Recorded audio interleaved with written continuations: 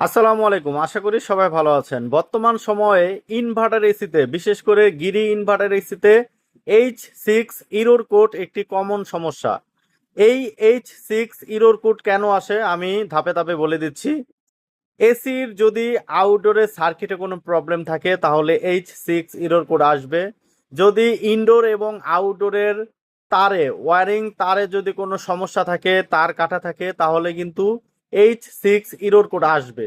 বিশেষ করে আউটডোর জনিত সমস্যার কারণেই H6 ইরোর কোড আসে।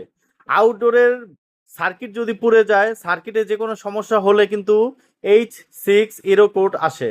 বিশেষ করে ফ্যান মোটর খারাপ হলে, কম্প্রেসার খারাপ হলে, আউটডোরের ইপ্রোম বা মেমোরি যদি খারাপ হয়ে যায় তাহলে H6 এরর কোড আসে।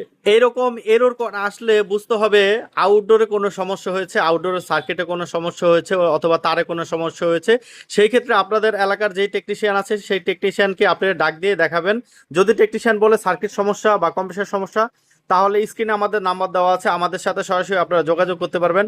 আমাদের থেকে সার্কিট, কম্প্রেসার, মোটর, যে কোনো পার্টস, ইনভার্টার এসির যে কোনো পার্টস আমরা কিন্তু বিক্রি করে থাকি। আমাদের থেকে পার্টস কিনে আপনারা লাগিয়ে নিলে কিন্তু আগের মতন এসিটা সচল হয়ে যাবে। যদি আপনারা আমাদের থেকে সার্ভিস করাতে চান, সেই ক্ষেত্রে ইনডোর আউটডোর আমাদের দোকানে নিয়ে আসবেন। আমরা চেক করব কোন পাঁচটা সমস্যা হয়েছে, ওই পাঁচটা লাগিয়ে দিব, লাগিয়ে চালিয়ে ঠান্ডা দিয়ে ঠান্ডা দেখিয়ে একদম সম্পূর্ণভাবে চেক করে আপনাদের দেখিয়ে দিব। সেক্ষেত্রে ইনডোর আউটডোর আমাদের কাছে নিয়ে আসতে হবে। অন্যথায় আপনারা যদি পার্টস নিতে চান, আমাদের স্ক্রিনে আমাদের নাম্বারে কল দিয়েও কিন্তু আপনারা পার্টস নিতে পারবেন।